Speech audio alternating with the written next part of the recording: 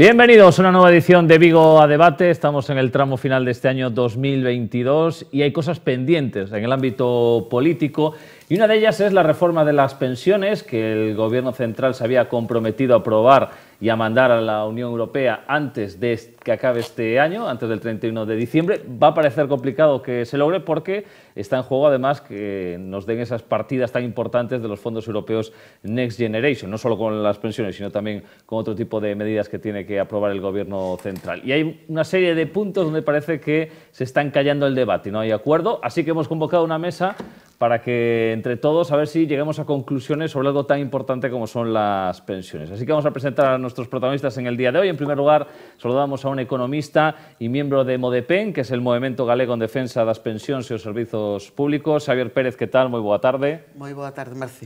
Grazas pola invitación. Nada, un placer que estés aquí de novo. Os está aquí con nos por primeira vez o responsable comarcal do colectivo de xubilados e pensionistas da CIGA, Xosé Sánchez, que tal? Boa tarde. Hola, boa tarde.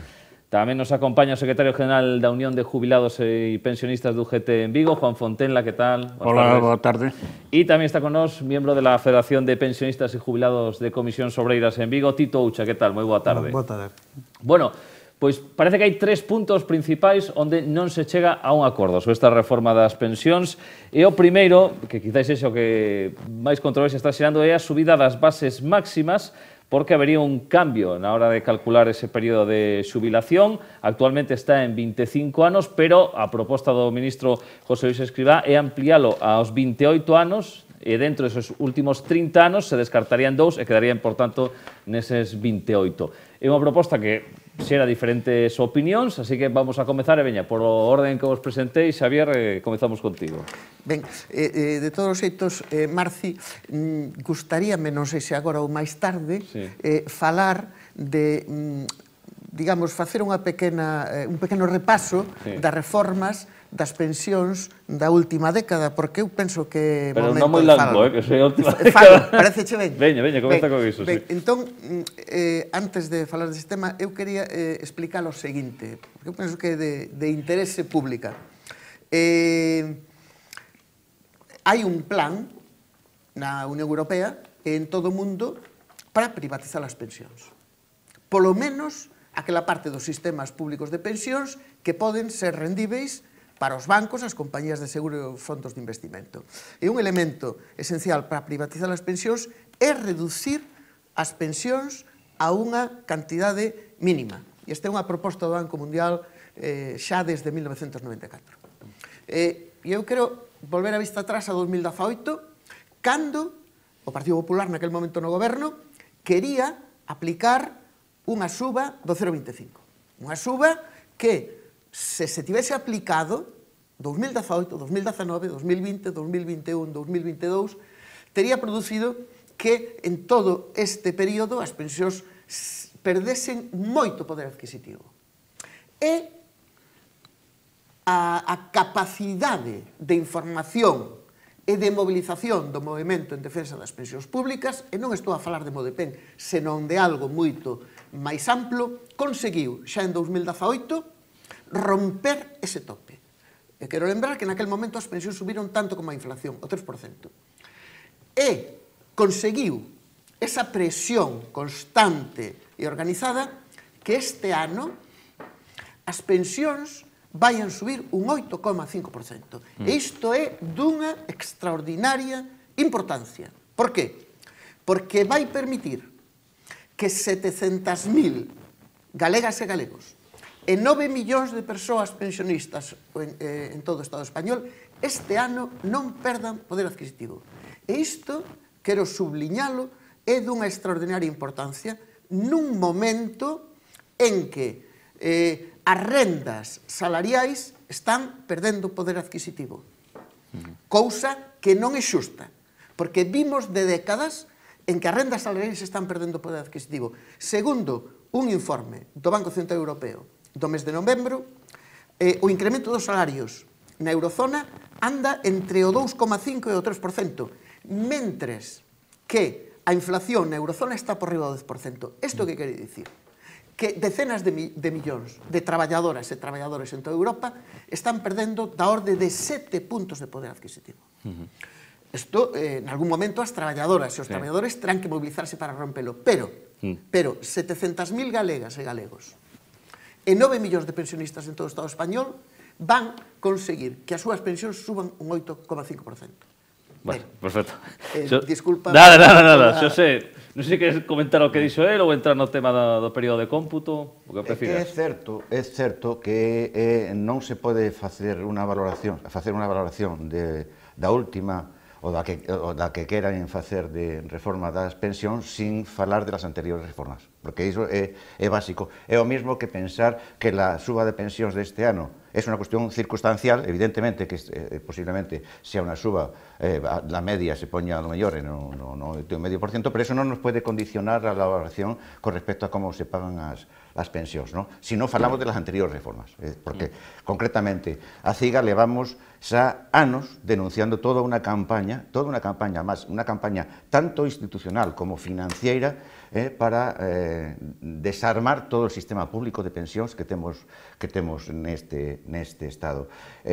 Las expresións de que isto non dá para máis, non hai cartos para pagar as pensións, ou que la Caixa de Pensións está baleira, sin explicar por que está esa Caixa baleira. Es decir, los diferentes gobernos, e o último, el presidido por Mariano Rajoy, deixou la Caixa absolutamente baleira. Además, se fixo con alevosía, porque estábamos en plena crisis e cuando se estaba debatiendo precisamente las ayudas a los bancos. Es decir, los que nos preguntamos los pensionistas e os cartos que daquela se levaron da Caixa se van a revolver outra vez nesa Caixa? Ou se va a deixar así como perdoar, como lo mismo que se está perdoando todos los cartos que fueron a los bancos? Ou es que los cartos tamén desas caixas tamén foron a los bancos? Es decir, non podemos falar de la reforma actual si non se fala de todo o anterior. Es decir, o ano pasado, con la nueva modalidade de mirar las pensiones por la subida media perdimos 4 puntos. Eso tamén, ya non estoy falando de todo, del 0,25 que impuso Europa e que obedientemente Rajoy aceptou, ¿no? Sino que do ano pasado, con los cálculos actuais, perdimos 4 puntos. Tamén se nos va a pagar eso ou tamén queda aí no olvido, ¿no? Bueno, e lo deixo aí para a continuación seguir. Juan. Bueno, eu penso que o tema do cobro das pensións agora, da nova modalidade, facendo a media do último ano, pois, bueno, é un tema xa conseguido, que está regulado por lei. Esperemos que non, nos gustaría que estuvera regulado na Carta Magna, pero é un tema imposible, dado as circunstancias como están no Parlamento, pero é un tema que, bueno, nos parece adecuado, que está ben, é unha fórmula nova, donde, se ben ao principio perdese algo, ao cabo do tempo, pois vai a ser un tema moito máis xusto o cómputo anual, non? Con respecto ao tema da base de cotización do cómputo dos meses, bueno, nós estamos en total desacordo con esta proposta do ministro, o sea, pensamos que eso non hai que tocalo, en este momento moito menos hai que tocalo, porque a situación é unha situación de crisis que están sufrindo precisamente as clases que están mergulladas nesta situación, non? Entonces, ben, se ben están dulcificando un tema, apartando 2 anos, non deixa de ser unha volta atrás ás bases dos traballadores, dos pensionistas, e, lóxicamente, vamos a seguir combatindo ese tema. Non sei o que vai pasar, porque o tempo é corto. Se está falando moito de Europa, que Europa nos exixe, esos son contos chinos. Europa exixe unha serie de medidas e tal, pero que poden encaixarse según a situación o que socialmente quera o executivo, non? Entón, bueno, vamos por aí. Outra cousa é a postura patronal, que é verdadeiramente lamentable, apartándose tal, cando había chegado a acordos e tal, e agora se vota á rúa. Non sei se ten algo que ver coa nova situación política en general, pero de todos os xeitos é recusable, e desde logo nós vamos a seguir plantexando que o tema do período de cómputo non vaya para diante. Tito?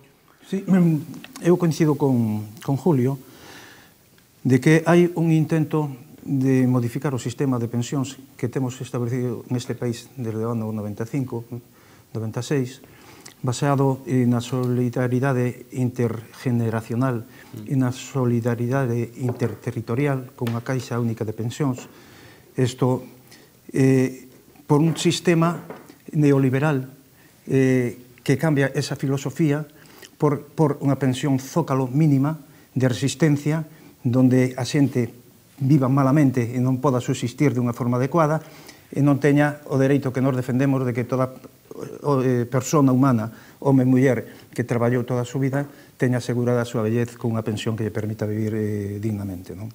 Este ataque se consolidou no 2013 coa reforma que fixo o Partido Popular.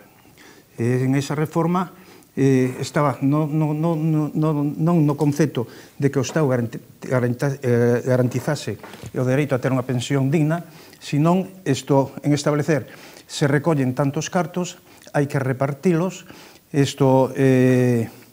a población cada vez ten máis anos de vida, hai que baixar as pensións, vamos a limitar a revisión de aumento da pensión un 0,25%, que estuvo así hasta a anterior reunión do Pacto de Toledo no ano 2020, e vamos a pôr un factor de sostenibilidade que garantice que o reparto en función do número de pensionistas que aumente repercuta na pensión a recibir. Esta medida iba a supoñer que se hoxe en día se está cobrando máis ou menos, dunha forma estimada, un 72, 73, 74% do último salario no momento de xubilarse a xente que ten a cotización do 100% que establece a norma, isto pasar a ser do 55-60% e quedar en esa situación. E incentivar que cada un individualmente, mediante o sistema de pensións privadas, depositada nas mans dos grandes grupos financeiros que ven en isto un sistema de negocio, pois o tiraran para diante. Eu creo que en torno a isto, conxuntamente, levamos unha loita desde fai moitos anos. Basicamente, no ano 2017, isto é unha mobilización aquí en Vigo que eu creo que é máis importante da historia dos pensionistas, na que participamos nós, participou Modepen, participou a MERP, participou o UGT. Desde entón ha habido movilizacións constantes, incluso anteriormente en esta dirección. A posición de Comisións Obreiras é impedir por todos os medios que este salto cualitativo que se quere dar se poda dar e asegurar que as pensións, que o sistema de pensións actual se siga mantendo e asegurar as pensións dos futuros xubilados nos próximos anos. En ese sentido, denunciar tamén que hai unha campaña dos medios dicindo que o sistema é insostible, que o sistema a xente nova que non vai a ter dereito a pensións. Eso é totalmente falso. O sistema de pensións que temos é totalmente sostible. Despois podemos falar disto e dar os datos para que así sea. Os próximos, as generaciones futuras van a ter os mesmos dereitos que nos para cobrar unha pensión que lle permita vivir dignamente. Bueno, agora podes falar como que irades, non hai ningún orde establecido. A ver, xa se mollou aí Juan dicindo que non lle gustaba isto de ampliación do período de cómputo. Non sei os demais que vos parece. Sí. Non sei se lembrades que a última ampliación do período de cómputo é consecuencia dunha lei que aprobou o goberno presidido por Rodríguez Zapatero. Naquel momento, o período de cómputo era de 15 anos e prolongouse ata 25 anos. Agora propónse prolongar ata 30 ou 28 ou veremos no futuro ata 35. Nós estamos en contra. E por qué? Porque a prolongación do período de cálculo o que produce é unha caída da pensión inicial. E vou dar datos dun estudo do Banco de España. Segundo o Banco de España, a prolongación de 15 a 25 anos fixo que as pensións iniciais caesen un 5%. Se prolongase ata 35 anos, segundo o Banco de España, producirase unha caída adicional das pensións iniciais dun 8,3%. E para que se visualice isto, que significa? Unha pensión que fose de 1.000 euros, calculada sobre 15 anos, agora sería de 950. Se aplicase os 35 anos, segundo o Banco de España, caería a 870 euros esa pensión inicial. Por lo tanto, estamos en contra, porque isto debe quedar claro, estamos loitando porque as pensións actuais manteñan o poder adquisitivo, pero estamos loitando porque os mozos e mozas que se incorporan ao mercado de traballo e porque os traballadores e traballadoras que hoxe teñen 40 anos, o día de mañá teñan un sistema público de pensións poderoso que lles garanta unha xubilación digna. É que esta baixada que se quere introducir en esta nova reforma ven acompañada de todas as baixadas, como acaba de falar de Xavier, con outras anteriores. É dicir, evidentemente, dentro da CIGA vamos a estar absolutamente enfrentados a que se toque el tema de los plazos. Ya estivemos en las anteriores y seguiremos estando. Lo que se ha introducido aquí no debate el tema de la sostenibilidad das pensións, ¿no? É dicir, en función dos cartos que pueda haber. Y claro, eso es conta da leiteira, es decir, porque las contas al final cabo que las marcas siempre es o ven el Banco de España o es la Comunidad Económica Europea o ven en el mejor de los casos el gobierno español, ¿no?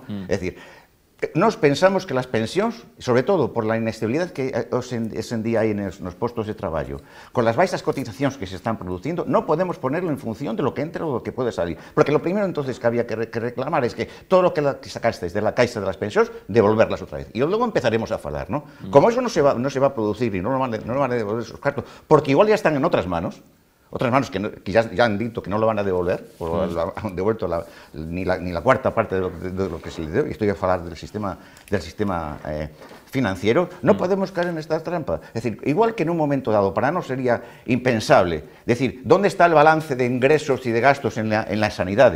¿O dónde está el balance de ingresos y gastos en la educación? Pues las pensiones se tienen que tomar exactamente igual, porque cuando se mercan 7 aviones de estos inmensos que se les compra a los Estados Unidos, no nos planteamos de dónde han salido esos cartos, decimos, eso sale de los orzamentos y del Estado. Bueno, pues lo que nosotros estamos planteando es que en caso de que haya falta para mantener el sistema público, si hay que tirar de los orzamentos, habrá que tirar de los orzamentos. No podemos, porque es la trampa porque las contas las votan siempre eles.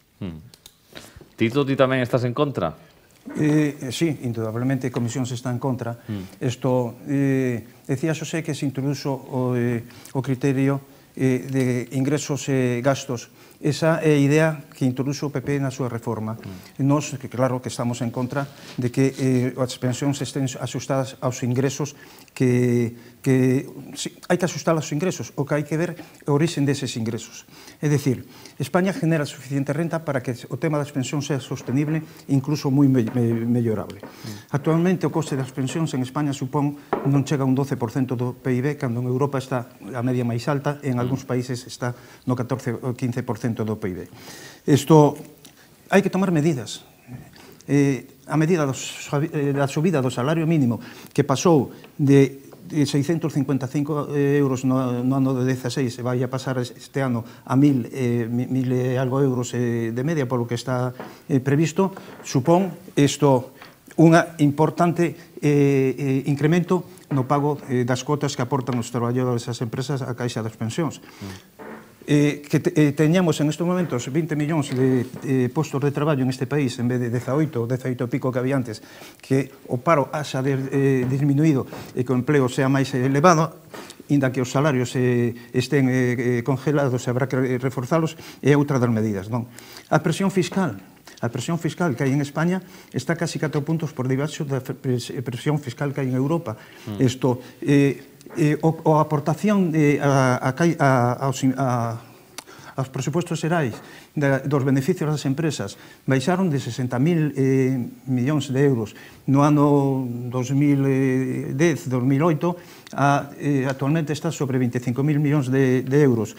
Isto, a cotización por contingencias comuns que fain as empresas baixou do 32,10% que facían no ano 82 ao 28,30% que fan actualmente en base ao beneficio da aportación dos empresarios.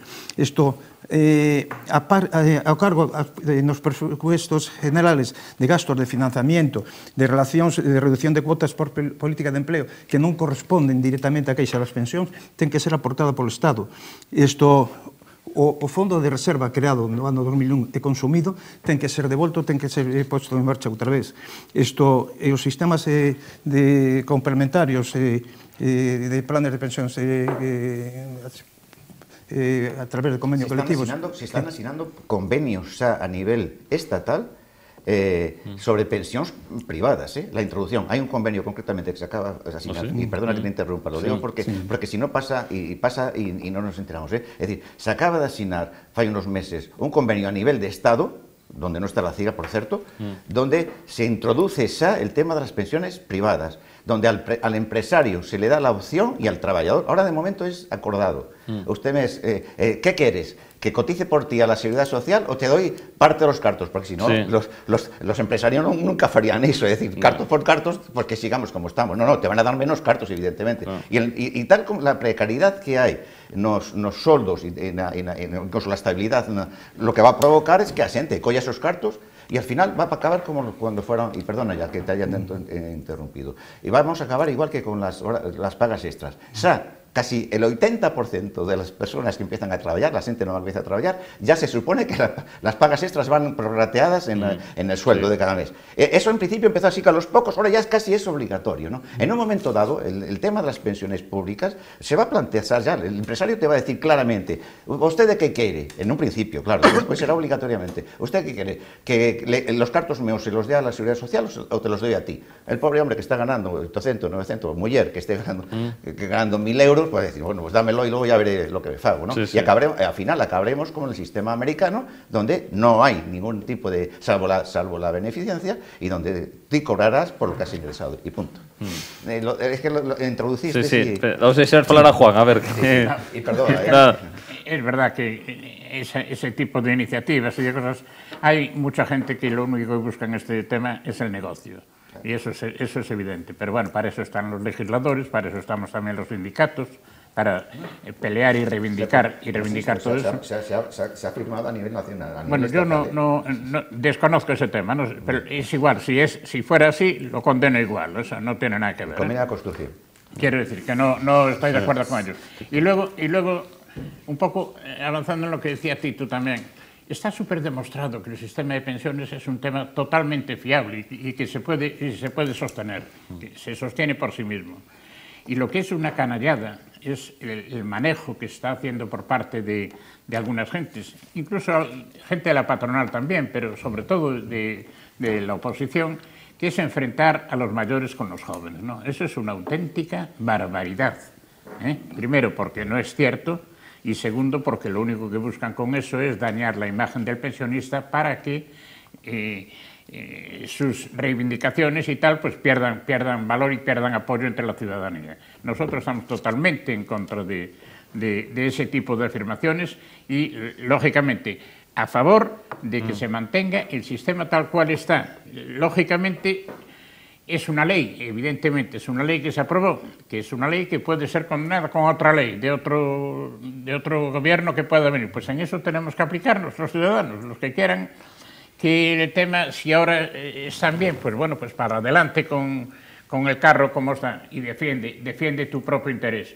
Y si crees que tiene que ser de otra manera y que estás mucho mejor con el 0,25, como comentabais antes y tal, porque así España va mejor, pues bueno, pues irá a la España mejor, pero la España de otros, no la nuestra.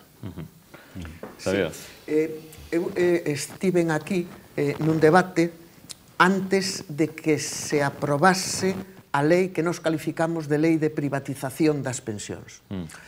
Naquele momento eu argumentei que esa lei non se debería aprobar. O certo é que se aprobou, no mes de xuño. E eu penso que neste asunto hai unha diferenza, temos unha diferenza con UGT e con comisións. Esa lei nunca se debeu aprobar, porque esa lei inicia a privatización das pensións. A diferenza da privatización na sanidade e na educación, que está bastante avanzada, as pensións privadas, tanto na Galiza como no Estado español, teñen un peso moi reducido. Escribá, na miña opinión, actuando neste caso como un instrumento do capital financeiro, promoveu unha lei que se aprobou en xuño que vai crear, e isto son palabras do ministro, un fondo de promoción pública, pero de xestión e depósito privado, que é o inicio de privatización das pensións. E, por suposto, para privatizar hai que utilizar recursos públicos. En concreto, nesta lei prevese que deducións en IRPF, deducións no imposto de sociedades, deducións nas cotizacións sociais e deducións, exención máis ben, no imposto sobre transaccións financeiras. Isto vai producir unha perda de recursos públicos que se van utilizar para crear un fondo que van xestionar o Banco de Santander, o Banco Bilbao Vizcaya Argentaria, BlackRock, Blackstone, etc. E estamos en total desacordo e imos realizar todo o labor de información e de movilización que poidamos para que esta lei se anule e se frustre e non chegue a poñerse en práctica. Porque senón dentro de 20 anos veremos que unha parte moi importante das cotizacións sociais xa non están en mans da Caixa Única da Seguridade Social, seno de entidades financieras privadas. Bueno, abriches un bo melón que vamos a abrir despois da publicidade.